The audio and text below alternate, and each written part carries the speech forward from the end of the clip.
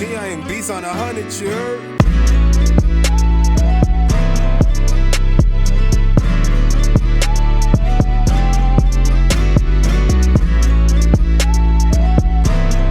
You are tuning in to T Consciousness. Please like, comment, and subscribe and hit the notification bell.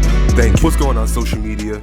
It's T Consciousness back at you with another video on the fall of man and sexual capitalization, where the roles of man and woman is switched and man has been placed in society to rank beneath a woman. I'm going to start off with this by speaking on the age of suffrage, when women were subjugated to men and they were barred from anything significant to leadership role playing in any entity. Why? Because it's in female nature theory that women are emotional and they make critical decisions on what they feel, how things should be, instead of the reason and fixed logical deal. This is why women were kept out of economic big deals, because the way they process situations and information based on emotions will cause a great collapse in whatever field they try to emphasize leadership in. For centuries, a woman has been depended on by society to live in their feminine essence and be submissive. Traditional women who are servants to man, because there is a law in the hierarchy of life that God ranked first, and then man, then woman. Who God is to man, man is to woman, and then comes children, then comes the animals, and then the planet. That is the order of the hierarchy of life. I didn't make these rules and none of this stuff up. Universal science did. Women were in a place where they was stay-at-home wives.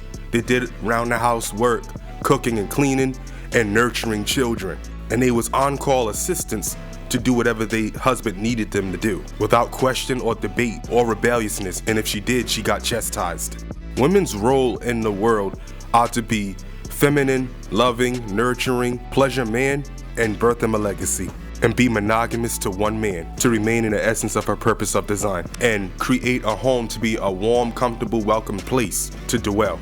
It's in psychology and neurology that the vaginal organ is a recuperation system for men to enter. It's a very essential partition to a man's needs that's been socially segregated and monetized against man. That's built to have an anatomy that's codependent on the vaginal organ for testosterone and strength recuperation and mental stimulation, and could be a good influence to purpose motivation. The benefits are this way because society co-depends on man to do the dirty, dangerous, risky work that society needs him to do to be functionable, as he acts according to his role of being a builder, fighter, protector, provider, foundation. He's a warrior. He gives wisdom and knowledge, leadership, and he's designed to be polygamous. Men should get the reciprocation for all the things they do that benefit a woman with sex and submissiveness. When colonization started, all this took a shift to create a capitalized economy that's based in a struggle that creates profit for those that govern it. The economy of woman and man has destructed against itself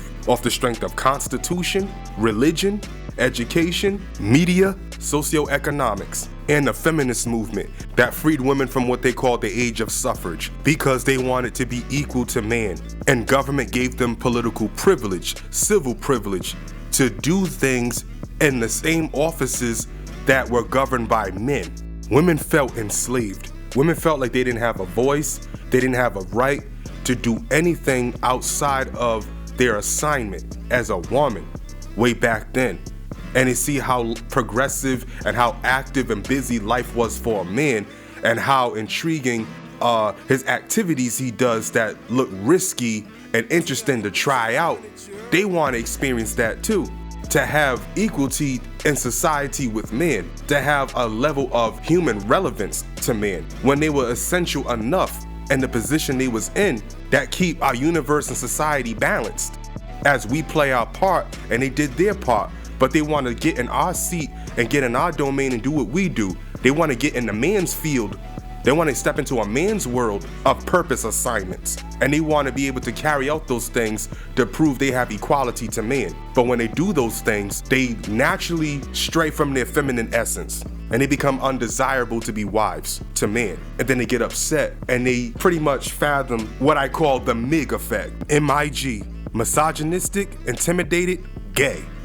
That's what they fathom when you don't tolerate the problematic issues of a woman who don't want to be in her place. Why man is obligated to deal with women's bullshit is because of pretty privilege and sexual capitalization and feminist privilege, which is backed by a constitution that has set up laws to protect them first from man. This is where that ladies first ideal came from. This is where women are the prize ideal comes from.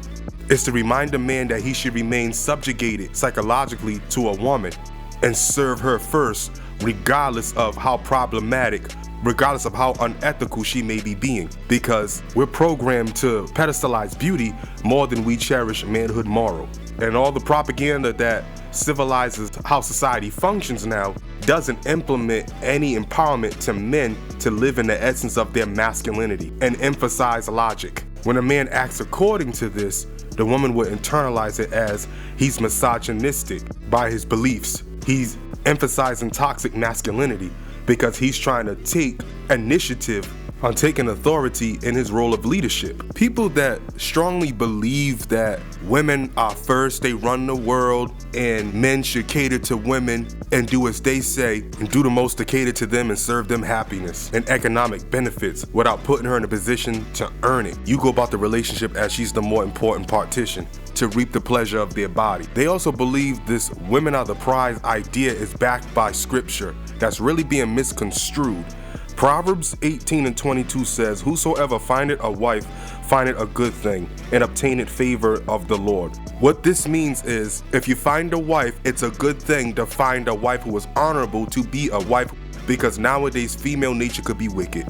Another scripture is being taken out of context that is in Proverbs 31:10, and it says, "Who can find a virtuous woman? For her price is far above rubies." This means she's valuable. The value of this honorable woman to be a wife is beyond the value of rubies. Rubies are diamonds. If you find this woman who is honorable to be a wife, she's like that diamond in the rough that you value long term.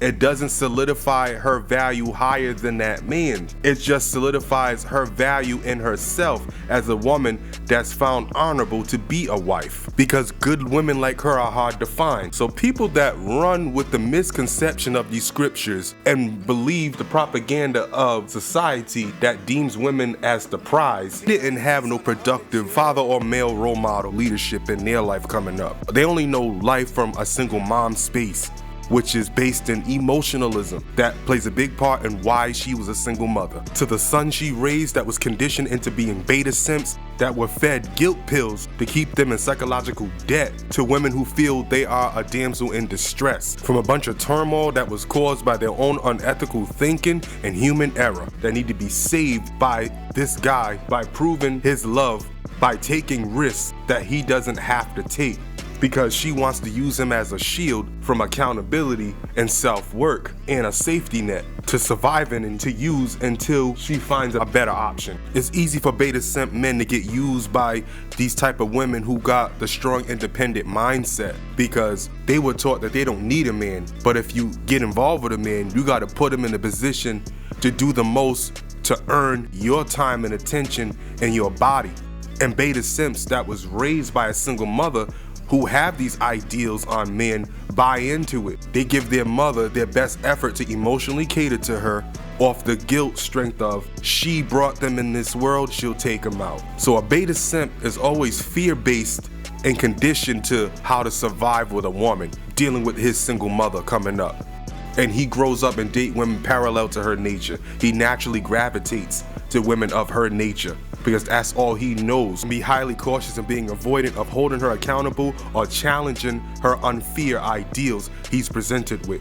Regardless, he should still blindly be in servitude to her. And this is the twisted backwards idea that our culture is running with, especially as black people, urban people that came up in the ghetto, that's full of single mother homes that also raise young girls conditioned into being strong, independent women that shouldn't depend on a man for nothing and have no trust in him like they do the system that supplies them to survive without a man. This system was created to annihilate the black family structure and destroy black legacy. Society backs up the beliefs that women are always innocent in matters of conflict that involve a man. And if the situation gets legal, the court system will automatically deem the woman a victim regardless if she's the aggressor or the victim, or if she's lying or telling the truth. Her word is enough against a man for that man to get convicted to her allegations of a crime he didn't really do, and her petition without a lawyer or actual evidence. A woman's word is enough to condemn a man's character and society before a community on some he didn't really do, or she tell a victimized version of the hostile situation she created, and the impact could stain that man's character and image for a long time or the rest of his life. This is another reason why men value the words of women more than they value reason and logic. Like when it comes to the streets, a woman could tell another man that cares about her about a situation where she was in conflict with another man, a victimized version of the story or exaggerated version of the story, to get him emotional enough to inflict damage or fatal damage to that man, so her hurt feelings are satisfied for a situation that didn't go her way. The other system that's the fall of man was the welfare system that made life worth the while living alone for a woman without a man, and the qualifications of these welfare benefits required her to be without a man in the home with the children, to receive monthly or weekly benefits, to get WIC, to get food stamps and subsidized housing. The child support system also goes hand in hand with the welfare system that is profitable to a woman being without a man. And these women could abuse the child support system to their advantage because of the constitutional setup of it. But they can have an ulterior motive about it, but it won't look obvious because of the structure of how the system is set up. Another fall of man is based in slavery that abused and emasculated men, and the psychological state of these experiences on those men intergenerationally passed on biologically through black men, and we pretty much emulate things that is symptomatic of that trauma. It explains itself in the etiquette of how we're programmed to go about our manhood, our spirituality, our sexuality, mentality, and our sociological instincts with our women. Another thing that's critical to the fall of man is religious emphasis on marriage. The Bible debunks polygamy that is natural to male nature. The Old Testament supported it, but not the New Testament, which is really the New World Order. Male sex nature is something that the Bible can't define, it can only confine, to put limitations on men living in their full abundance by subjugating him to one woman, and if he acts according to his natural nature, he'll be condemned. That will also be classified as sin. How the hell could that be sin if polygamy is natural to male human nature? A lot of the Bible is propaganda to program people against themselves, to subjugate them to struggle. That is profitable by the government that fed you this stuff as if it was the mouthpiece of God saying it, when it's really their agenda. And they know how to set limitations and shut off the abundance of the masses to keep us starving in a struggle and keep us thinking that things that is natural to our essence to do that brings fulfillment is really sin, and we should keep from it. And when you sustain from it, something that's natural to your existence and your body's anatomy, you'll destruct psychologically against yourself. You'll diagnose the situation as it's nothing but the devil fighting against you, when it's really your human anatomy is destructing against itself. Marriage is a contract that benefits the woman more. Look at the wedding vows. Each party is taken to be the wedded wife or husband, and to have and to hold from this day forward, for better, for worse, for richer or for poorer, in sickness or in health. When it comes to the part for better, for worse, richer, for poorer, or sickness and health, I ask myself, what if one of the people in the marriage are a liability to all those things, purposely, after they're being warned to stop and improve and make better decisions, and they just don't? You're supposed to just love and cherish them until death do you part, and the death that do you part will be the repercussions of the liability that they purposely doing in the marriage, that you're trying to get them to stop being a liability to the resources with their poor financial etiquette and unreasonable spending that took you from riches to poor, or doing lifestyle practices that brings their health from good health to sickness. And you're supposed to stick things out with them and help them bounce back from the destruction they fell to after you warned them? This is stupid. This is monogamous subjugation here. The other fall of man is once a man shows his love to a woman and she knows the full magnitude of his mind and his heart for her, she automatically leaves the workforce of being a wife in her mind And the marriage becomes a program off the strength of entitlement that she'll get bored of and want to seek excitement outside of. And you can catch her cheating and she can file the divorce. You're gonna be paying alimony and splitting everything you own with her, all your properties and your assets and dividends and stuff. And the money, you have to pay her the rest of her life while she's happily with that other man she cheated on you with. And you're gonna pay her child support to the kids that was created in the marriage too? Good luck to you, bruh.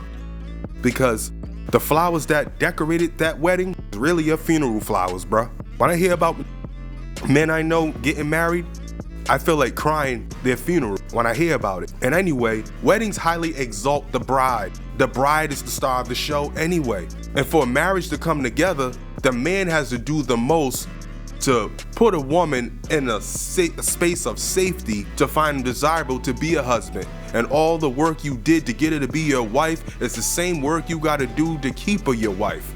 And it's the same work you gotta do to keep her your ex-wife. So all the effort you're doing to get her to be your wife is the same effort you gotta do to keep her your wife.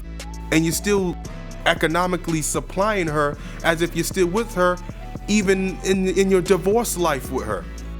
So what the marriage is stupid, and I don't wish my worst enemy to get married, but I only condone marriage on prenup. The other fall of man is media, how social media puts emphasis on how relationships should go, that the girl is the most important compartment of the relationship and the man does the most to cater to her. In sovereignty trade for servitude, you got women out here on TikTok and stuff being the leader of polygamous relationships with 2 or 3 men in her life, and they catering to her, and they're on their knees, one feeding her grapes and one giving her a pedicure and the other one stroking her hand or something or kissing her hand. Like, what kind of shit is this? Man? Female rappers exploiting men too as their hoes, and they need to be treated like little peasants and stuff. Make them eat your stuff, make them pay for all this stuff. And it depends on the satisfaction you get. Maybe he can hit that. Female trap rap is really depreciating to the value of man. They use entertainers that is critical to our culture that our people look up to, and they make them a symbol of emasculation. These basketball players and rappers and actors go put on skirts, and they doing this stuff to only black men. Never seen no white man in no skirt. Never seen it. There's always a black man being used as the symbol of emasculation, to ring a bell to black men that it's okay to shift over into this form of sexuality. They also highlight the relationships of black celebrity men who are demonstrating beta simp behavior and being humiliated by their woman publicly. So this stuff could look natural for us to experience as a culture. All these things are the way it is to keep a strong man down, is to keep the strong man weak and out of position to be a leader. So when the masses is presented with things that's a threat to us, we wouldn't know how to act, and there'll be no men in position to protect. And they want to paradigm shift sexuality and emasculate men and masculate women. And then they want to show you movies like Woman King. That was nothing but emasculation to men and masculation to women. I never seen the movie. I probably don't care if I ever. Maybe I'll watch it to analyze it and know how to fight up against where they try and bring society and spit some game about it to my people. All this stuff explains the fall of man, and I'm not gonna keep going on all day. I got other things to do and other content to work on, but you will see me next time when I upload my next content. Please remember to like, share, comment, and subscribe and hit the notification bell. Thank you.